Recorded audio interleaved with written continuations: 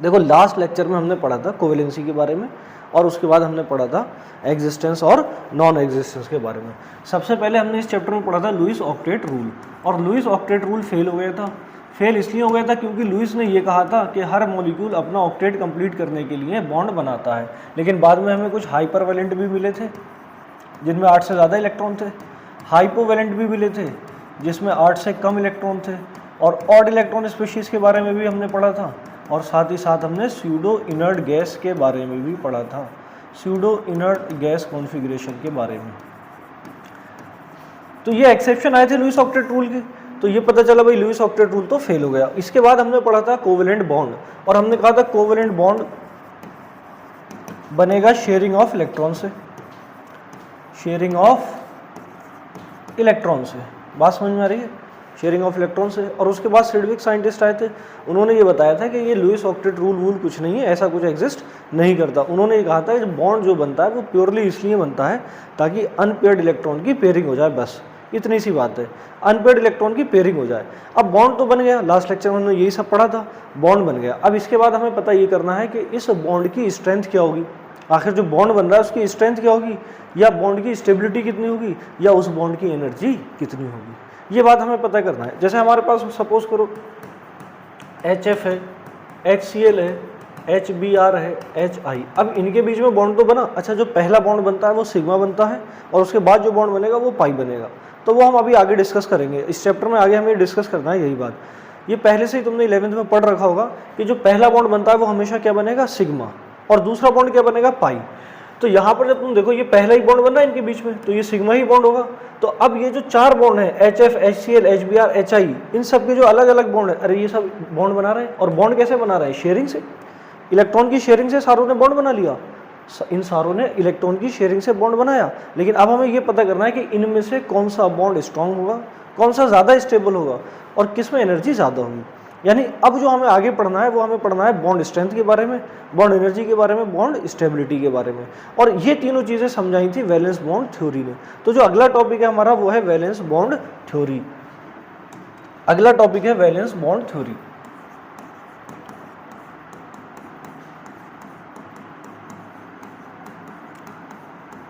Valence bond theory से ही हमें समझ में आया कि बॉन्ड स्ट्रेंथ क्या होगी, बॉन्ड स्टेबिलिटी क्या होगी, और bond energy.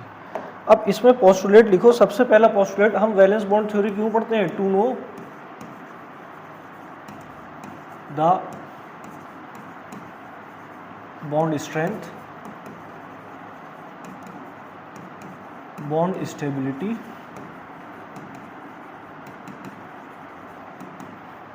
And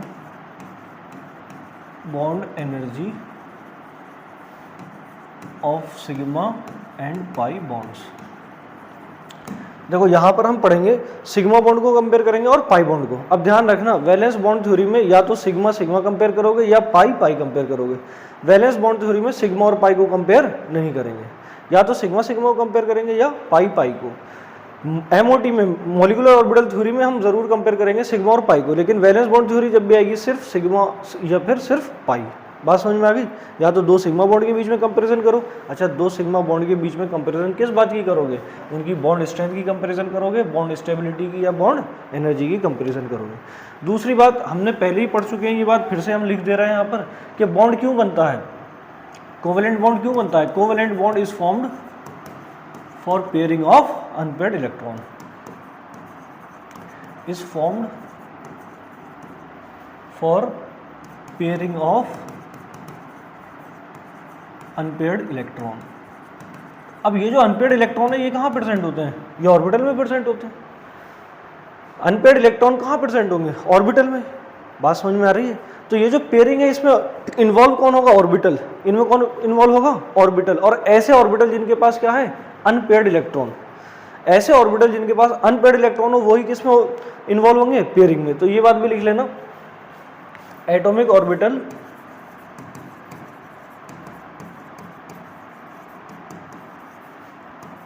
having unpaired electron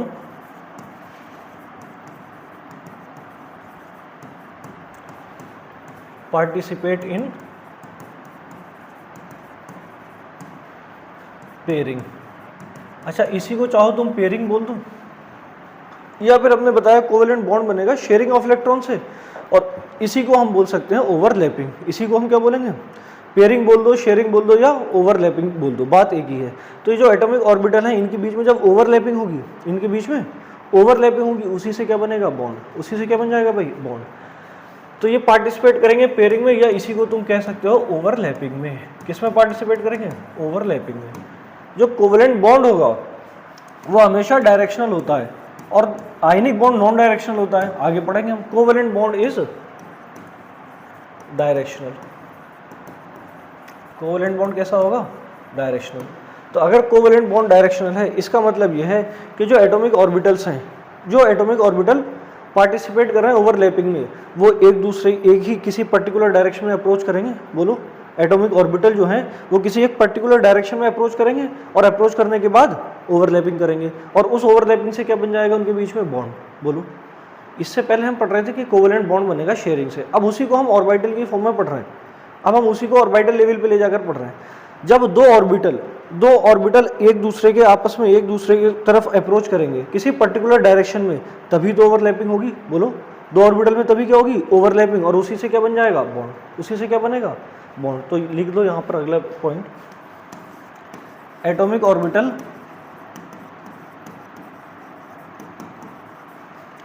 approach each other in a particular direction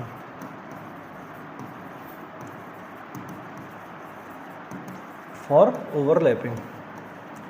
अगर इन्हें ओवरलैपिंग करनी है तो ये किसी पर्टिकुलर डायरेक्शन में अप्रोच करेंगे। एटॉमिक ऑर्बिटल, दो एटॉमिक ऑर्बिटल जिनके पास अनपेयर्ड इलेक्ट्रॉन है, दो एटॉमिक ऑर्बिटल जिनके पास अनपेयर्ड इलेक्ट्रॉन है, वो एक पर्टिकुलर डायरेक्शन में अप्रोच करेंगे, और अप्रोच करने के बाद उन दोनों के बीच में क्या होगी, ओवरलैपिंग, और ओवरलैपिंग से क्या बन जाएगा, कोवेलेंट बॉन्ड। बात समझ में आ रही है। अब इस कोवेलेंट बॉन्ड की स्ट्रेंथ किस पर डिपेंड करेगी, जितनी ज्यादा ओवरलैपिंग होगी उतनी ज्यादा उस बॉन्ड की स्ट्रेंथ होगी। बात समझ में आ रही है।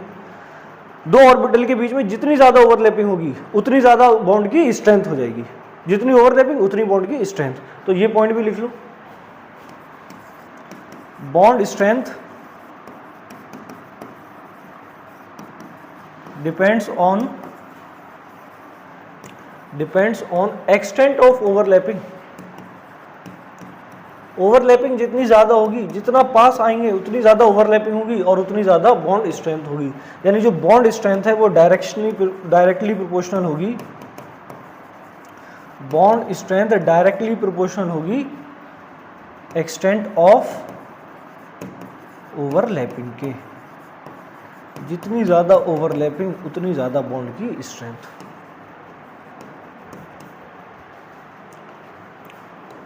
अब इसके बाद आगे समझे हम extent of overlapping.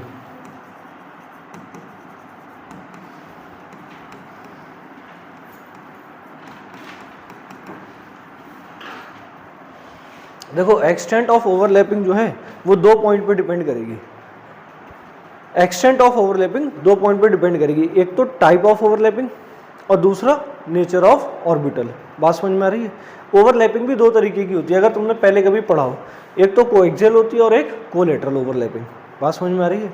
Coaxial overlapping और कोलेटरल ओवरलैपिंग। कोएक्सियल ओवरलैपिंग से हमेशा बनता है सिग्मा बॉन्ड, और कोलेटरल ओवरलैपिंग से हमेशा क्या बनेगा, पाई बॉन्ड। बात समझ में आ रही है नहीं आ रही है, बोलो। तो दो तरीके की ओवरलैपिंग होती है, एक तो कोएक्सियल ओवरलैपिंग और दूसरा collateral overlapping. Extent of overlapping depend करेगी दो फैक्टर पे, एक तो टाइप ऑफ ओवरलैपिंग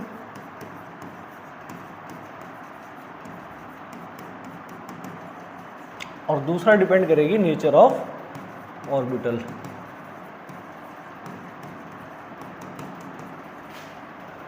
अब टाइप ऑफ ओवरलैपिंग में भी दो टाइप की ओवरलैपिंग है, एक तो कोएक्सियल ओवरलैपिंग है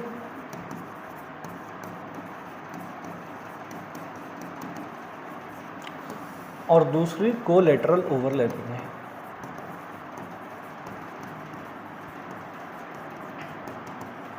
अभी इसे हमें आगे पढ़ना है डिटेल में।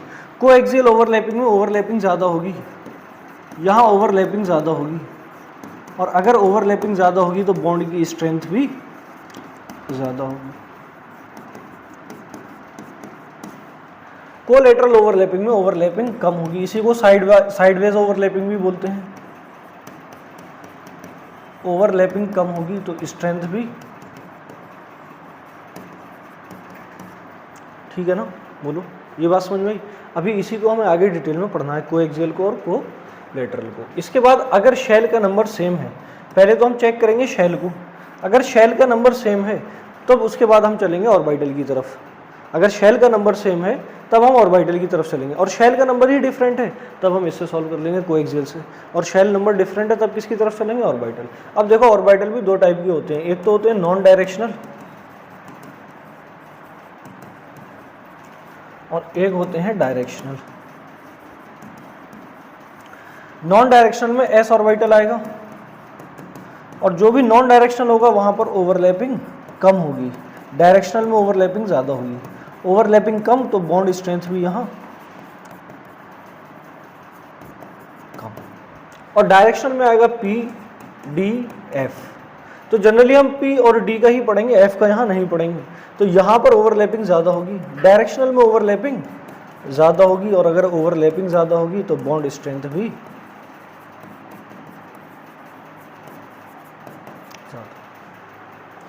टाइप ऑफ ओवरलैप में सबसे पहले हम पढ़ेंगे कोएक्सियल ओवरलैपिंग।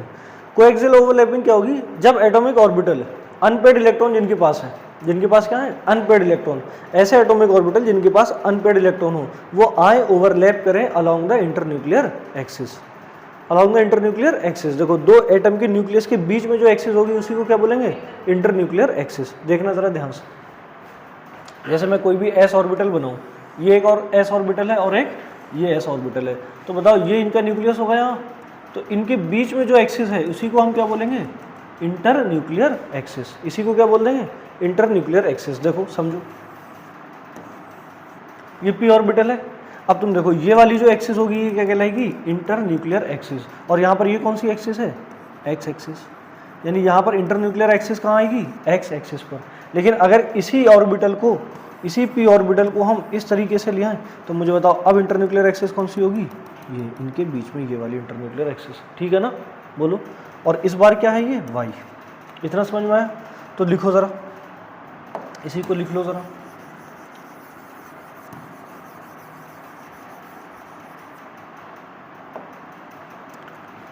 तो इसमें सबसे पहले coaxial overlapping,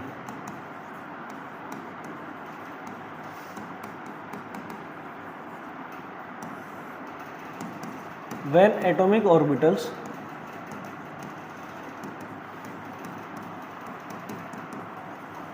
having unpaired electron overlap each other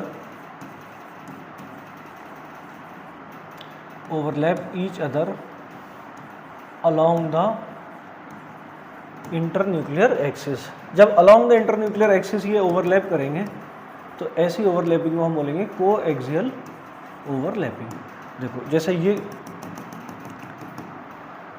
internuclear axis है और इसी के अराउंड आएंगे इलेक्ट्रॉन, इसी के अराउंड क्या होंगे, ऑर्बिटल आएंगे, और ऑर्बिटल आके इसी के अराउंड अगर ओवरलैप करेंगे तो मुझे बताओ इंटरन्यूक्लियर एक्सिस पर ये ओवरलैपिंग हो रही है, बोलो ये ओवरलैपिंग कहाँ हो रही है, इंटरन्यूक्लियर एक्सिस पर हो रही है। तो जब इंटरन्यूक्लियर एक्सिस पे ओवरलैपिंग होगी तो बनेगा सिग्मा बॉन्ड। तो एक पॉइंट और लिख लेना, by this overlapping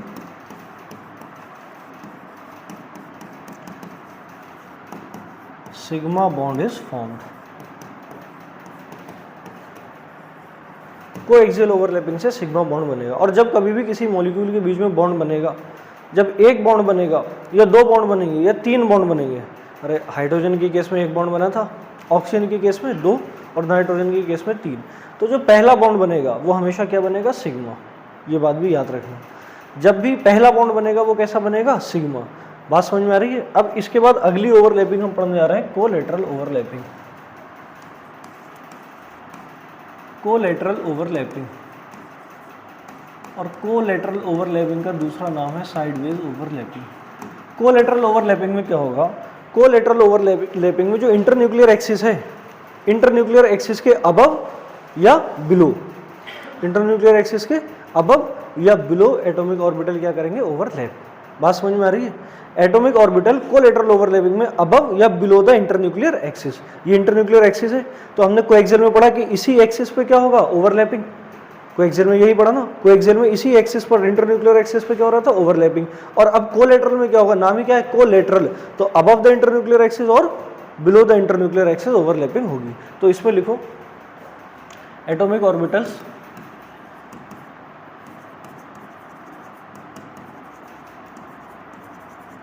having unpaired electron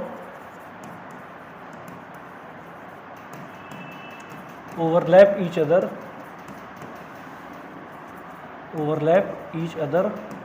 above and below the internuclear axis, above and below the internuclear axis। और इस ओवरलैपिंग में हमेशा बनेगा pi bond. By this overlapping pi bond is form.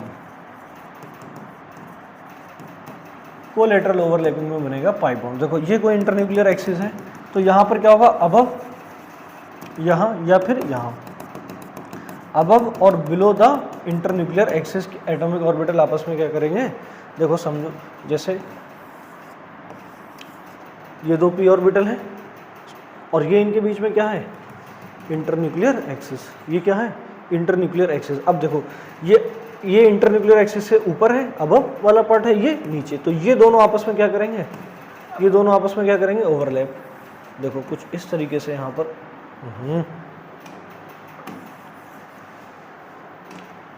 ये दोनों आपस में क्या करेंगे, overlapping.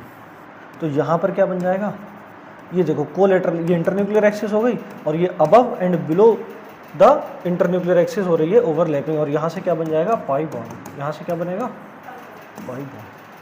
Types of covalent bond.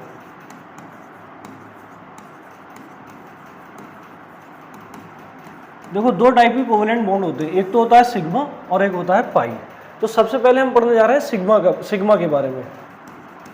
Sigma bond कैसे बनाएंगे। देखो सिग्मा बॉन्ड जब भी बनेगा, अभी थोड़ी देर पहले मैंने तुम्हें बताया, सिग्मा बॉन्ड हमेशा बनेगा कोएक्सियल ओवरलैपिंग से। सिग्मा बॉन्ड कैसे बनेगा, कोएक्सियल ओवरलैपिंग से। तो देखना जब s और s ऑर्बिटल, ये s ऑर्बिटल है, ये s ऑर्बिटल है और ये इनका न्यूक्लियस है और ये है इंटरन्यूक्लियर एक्सिस। तो जब ये अलोंग द इंटरन्यूक्लियर एक्सिस आएंगे, अलोंग द इंटरन्यूक्लियर एक्सिस आएंगे और ये करेंगे ओवरलैपिंग, तो क्या बन जाएगा यहाँ, सिग्मा बॉन्ड।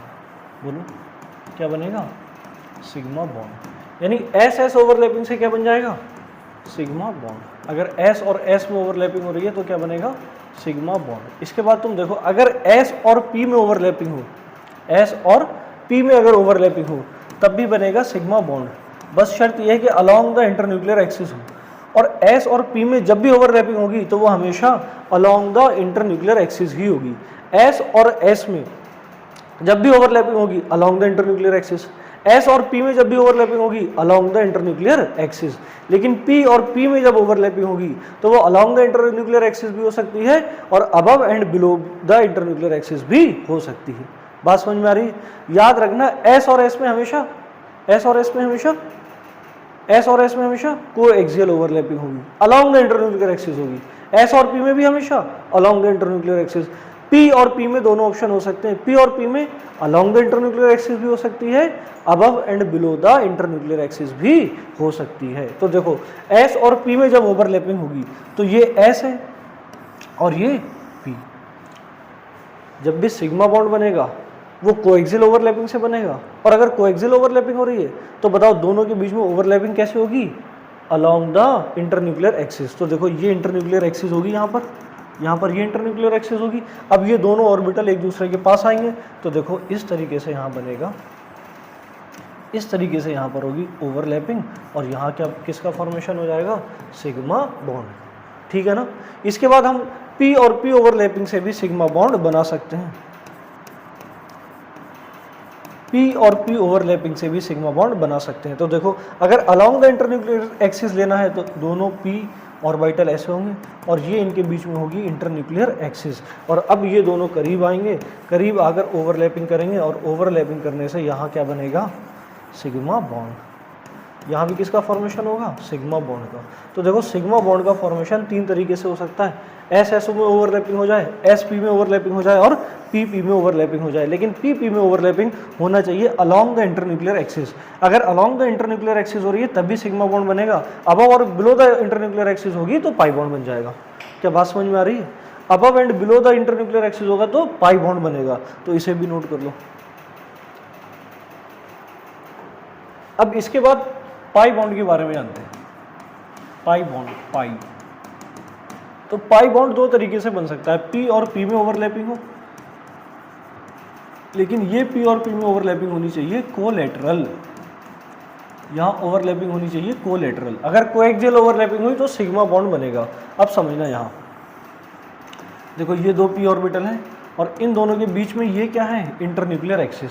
तो अगर अलोंग द इंटरन्यूक्लियर एक्सिस इन दोनों में ओवरलैपिंग होती तो सिग्मा बनता, लेकिन अब देखो above and below the internuclear axis होगी यहाँ पर ओवरलैपिंग, यहाँ इस तरीके से ओवरलैपिंग होगी और इस ओवरलैपिंग से यहाँ क्या बनेगा, पाई बॉन्ड। यहाँ क्या बन जाएगा, पाई बॉन्ड। बात समझ में आ रही है?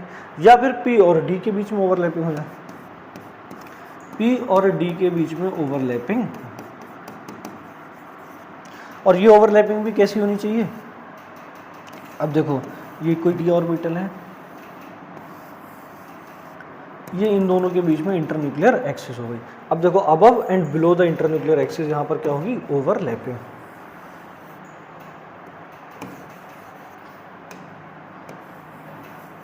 अब ये आएगा ऐसे, अब ये डी ऑर्बिटल इसके पास आएगा यहाँ और ये वाला डी ऑर्बिटल इसके पास यहाँ आएगा और इन दोनों में आपस में क्या होगी, इन दोनों में आपस में क्या होगी, कोलैटरल ओवरलैपिंग। और इस कोलैटरल ओवरलैपिंग से बन जाएगा, इस कोलैटरल ओवरलैपिंग से क्या बन जाएगा यहाँ, पाई बॉन्ड। बोलो ये जो पाई बॉन्ड बना है ये पी और पी की ओवरलैपिंग से बना है, तो इसे बोलेंगे हम पी पाई। और ये जो बॉन्ड बना है ये बना है पी और डी की ओवरलैपिंग से, तो इसे बोल देंगे हम पी पाई डी पाई ओवरलैपिंग। अब याद रखना, जो कोएक्सियल ओवरलैपिंग होगी वो हमेशा ज़्यादा होगी, कोएक्सियल ओवरलैपिंग हमेशा ज़्यादा होगी कोलैटरल ओवरलैपिंग से, क्योंकि ओवरलैपिंग अलोंग द एक्सिस हो रही है।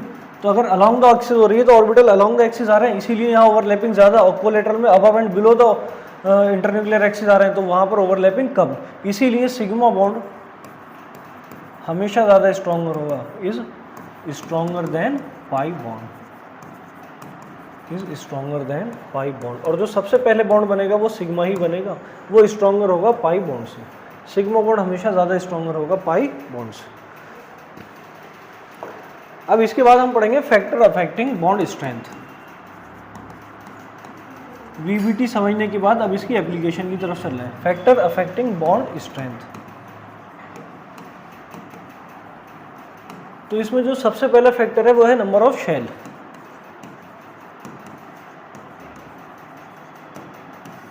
सबसे पहला फैक्टर है नंबर ऑफ शेल। तो जैसे जैसे नंबर ऑफ शेल बढ़ेंगी वैसे वैसे ओवरलैपिंग कम होती चली जाएगी। शेल के बढ़ने से क्या होगी, ओवरलैपिंग कम। इंटरन्यूक्लियर डिस्टेंस बढ़ेगी, ओवरलैपिंग क्या हो जाएगी, कम हो जाएगी। और ओवरलैपिंग अगर कम हुई तो बॉन्ड की स्ट्रेंथ भी कम हो जाएगी। इसका मतलब 1 और 2 में ज़्यादा बॉन्ड स्ट्रेंथ होगी, 1 और 3 से, 1 और 4 से। बात समझ में आ रही है? क्या ये बात समझ में आई?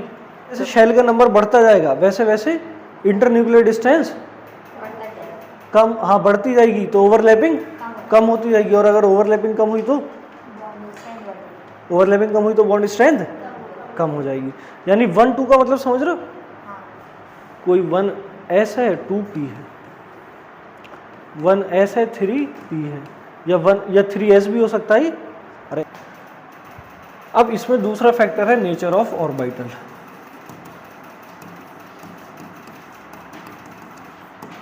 अब अगर शेल का नंबर सेम हो जाए, शेल का नंबर सेम, लेट सपोज जैसे शेल का नंबर है 2, तो बताओ यहाँ पर 2S भी ओवरलैपिंग करेगा, 2P भी ओवरलैपिंग करेगा, सही है ना। और S और S में ओवरलैपिंग भी होगी, S और P में ओवरलैपिंग भी होगी, और P और P में भी ओवरलैपिंग होगी। तो अब इसके बाद अगर शेल का नंबर सेम है तो हम ऑर्बिटल के नेचर से डिसाइड करेंगे। मुझे बताओ एस डायरेक्शनल है नॉन डायरेक्शनल है? एस नॉन डायरेक्शनल है, तो नॉन डायरेक्शनल अगर है तो उसमें ओवरलैपिंग कम होगी, और अगर डायरेक्शनल है तो ओवरलैपिंग ज़्यादा। इसका मतलब यह है कि पी और पी में सबसे ज़्यादा ओवरलैपिंग होगी, इसके बाद एस और पी में सबसे ज़्यादा होगी, और उसके बाद एस और एस में होगी। तो बॉन्ड स्ट्रेंथ का भी ऑर्डर यही आ जाएगा, बॉन्ड स्ट्रेंथ का भी ऑर्डर यही आएगा। पी पी ऑर्बिटल में सबसे ज़्यादा, देखो समझो ये P है और ये P है। अब जब इनके बीच में ओवरलैपिंग होगी, इनके बीच में जब ओवरलैपिंग होगी तो देखना कैसे होगी।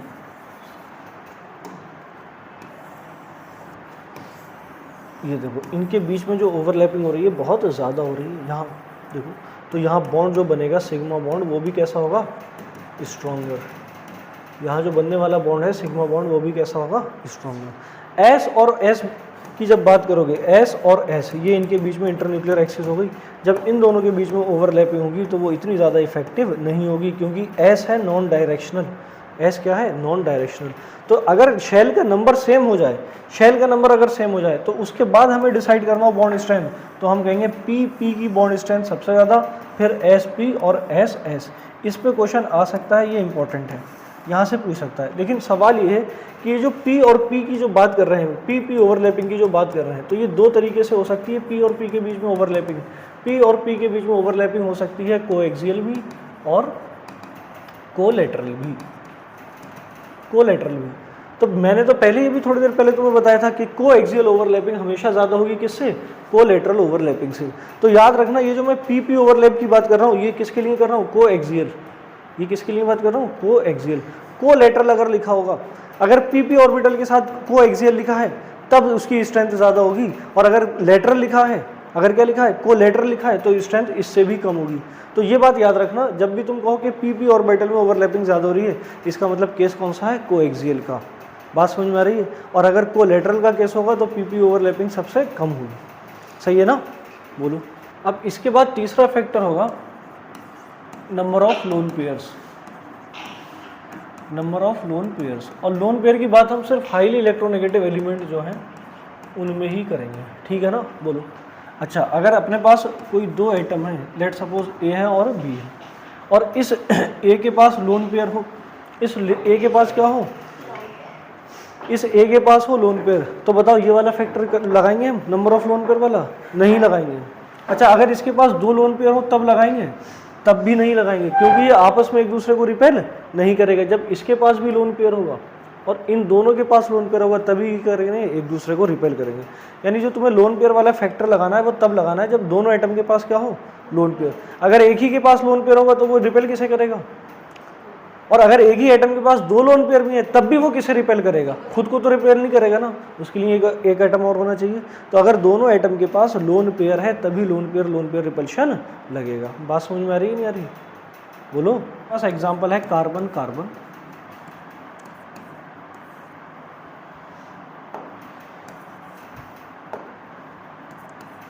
नाइट्रोजन नाइट्रोजन, और ऑक्सीजन का, इसका एग्जाम्पल है।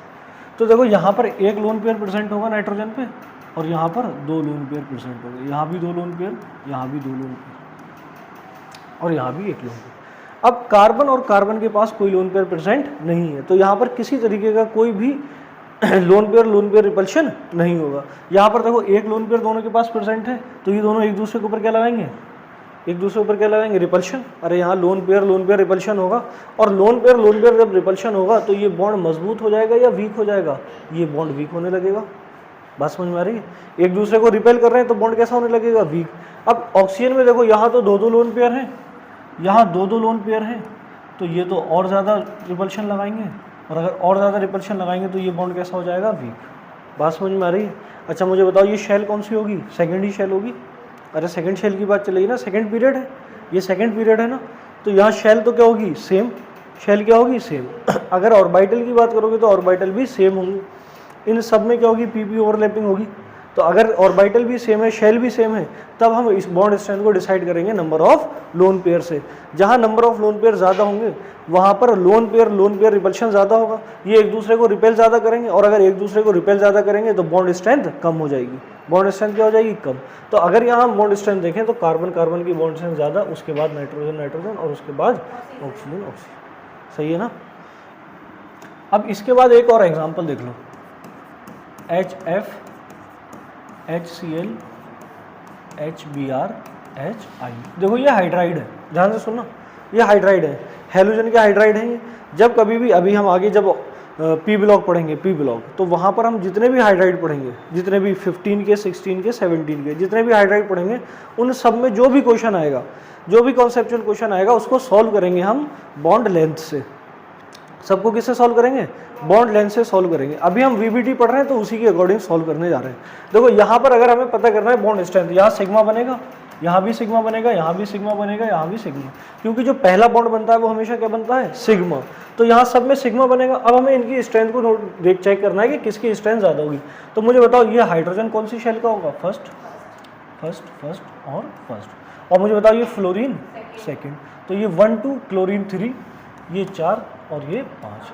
अब मुझे बताओ, मैंने कहा था जैसे जैसे शेल का नंबर इंक्रीज होगा, इंटरन्यूक्लियर डिस्टेंस में क्या हो जाएगा? इंक्रीज हो जाएगा, ओवरलैपिंग में डिक्रीज हो जाएगा, तो फिर स्ट्रेंथ भी डिक्रीज हो जाएगी। तो सबसे ज़्यादा स्ट्रेंथ किसकी होगी? इसकी, फिर इसकी, फिर इसकी। अब इस क्वेश्चन को ध्यान सुन लेना, ये क्वेश्चन है, इन्हें ज़रा ध्यान से देखना। पूछ रहा है सबसे ज़्यादा स्ट्रॉन्गेस्ट बॉन्ड कौन सा होगा। अभी हमने फैक्टर पढ़े जो कि बॉन्ड स्ट्रेंथ को अफेक्ट कर रहे थे, उसमें से हमने 2 फैक्टर पढ़े, एक तो नंबर ऑफ शेल का और एक नेचर ऑफ ऑर्बिटल या टाइप ऑफ ऑर्बिटल का। मैंने कहा था जैसे जैसे शेल का नंबर इंक्रीज होगा, शेल का नंबर इंक्रीज होगा तो इंटरन्यूक्लियर डिस्टेंस इंक्रीज होगी, ओवरलैपिंग डिक्रीज होगी और बॉन्ड स्ट्रेंथ भी डिक्रीज होगी। तो यहाँ पर तुम देखो 1s 1s, 2s 2s, 3s 3s, 2s 2p। अब देखो ये तो 3s 3s है, ये 2s 2s है, तो ये तो आंसर हो नहीं सकता। अब यहाँ भी तुम देखो ये 2s 2p है ना, और ये 1s 1s है। तो जब भी शेल का नंबर डिफरेंट होगा तो हम सबसे पहले किसकी तरफ जाएंगे? शेल की तरफ ही जाएंगे। तो यहाँ पर आंसर हो जाएगा 1s 1s। शेल का नंबर कम, इंटरन्यूक्लियर डिस्टेंस कम, ओवरलैपिंग ज़्यादा, बॉन्ड स्ट्रेंथ भी ज़्यादा। इसके बाद हमसे पूछ रहा है वीकेस्ट। तो देखो यहाँ वीकेस्ट में तुम चेक करो, 1s 1s दे रखा है, 2s 2s दे रखा है, 2s 2p दे रखा है, 2p 2p दे रखा है। अब ध्यान से सुनना, वीकेस्ट कब होगा? जब शेल का नंबर ज़्यादा होगा। यानी अगर मैं बात करूं यहाँ पर स्ट्रॉन्गेस्ट की, तो सबसे ज़्यादा स्ट्रॉन्गेस्ट ये होगा, यहाँ शेल का नंबर कम है, 1s 1 है, तो ये तो स्ट्रॉन्गेस्ट होगा। अब इसके बाद अपने पास 3 ऑप्शन है, ये 2s 2s, 2s 2p, 2p 2p, तीनों में शेल का नंबर सेम है, तीनों में शेल का नंबर सेम है। तो अब हम जाएंगे टाइप ऑफ ऑर्बिटल की तरफ। तो देखो ये जो 2s 2s है, ये दोनों कैसे हैं? Non directional. और अगर नॉन डायरेक्शनल है तो ओवरलैपिंग कम, ओवरलैपिंग कम तो बॉन्ड स्ट्रेंथ भी कम हो जाएगी। बात समझ में आ रही है? इसके बाद इधर जाओ, एक तो डायरेक्शनल है और दूसरा कैसा है? Non directional. ये तो नॉन डायरेक्शनल है और ये कैसा है? डायरेक्शनल। तो बताओ यहाँ इसके कंपैरिजन में यहाँ ओवरलैपिंग ज़्यादा, तो इसके कंपैरिजन में ये वाला बॉन्ड ज़्यादा मजबूत होगा। लेकिन यहाँ देखो, यहाँ दोनों ऑर्बिटल कैसे हैं? डायरेक्शनल। और अगर दोनों डायरेक्शनल हैं तो ओवरलैपिंग ज़्यादा, और अगर ओवरलैपिंग ज़्यादा होगी तो बॉन्ड स्ट्रेंथ भी ज़्यादा। इसका मतलब इसमें जो सबसे कम पूछा है तो सबसे कम होगी 2s 2s की, सबसे कम पूछा है ना। और अगर कोई ऑर्डर पूछ ले, इसी में अगर तुमसे ऑर्डर पूछ ले, तो देखो 1 की सबसे ज़्यादा, क्योंकि शेल कौन सी है? 1s 1s। उसके बाद 2p 2p यानी 4th की सबसे ज़्यादा, उसके बाद थर्ड 2s 2p, और सबसे लास्ट में किसका हो जाएगा? सेकंड 2s 2s, क्योंकि यहाँ नॉन डायरेक्शनल ओवरलैपिंग हो रही है। अब इसके बाद लास्ट क्वेश्चन देखो, which of the following is weakest. इसमें भी वीकेस्ट पूछा है। तो देखो ये 1s 1s है, ये 2p 2p, ये 2p 2p, और यहाँ लिखा है 5s 5s। तो ध्यान से देखना, यहाँ शेल का नंबर ज़्यादा, शेल का नंबर अगर ज़्यादा होगा तो ओवरलैपिंग कम हो जाएगी, और ओवरलैपिंग कम होगी तो बॉन्ड स्ट्रेंथ भी कम। तो यहाँ अगर तुम सही से देखोगे, अगर ऐसे ही देखकर आंसर लगा दोगे तो ये 4th वाला बताओगे कि भाई यहाँ होगा। लेकिन ध्यान से देखो, थर्ड वाले ऑप्शन में इन्होंने लिखा है साइड वाइज। थर्ड वाले ऑप्शन में क्या लिखा है? देखो यहाँ भी 2p 2p है, लेकिन यहाँ पर इन्होंने इसके ब्रैकेट में कुछ मेंशन नहीं किया। इसका मतलब यहाँ जो ओवरलैपिंग हो रही है वो को एक्सियल ओवरलैपिंग हो रही है।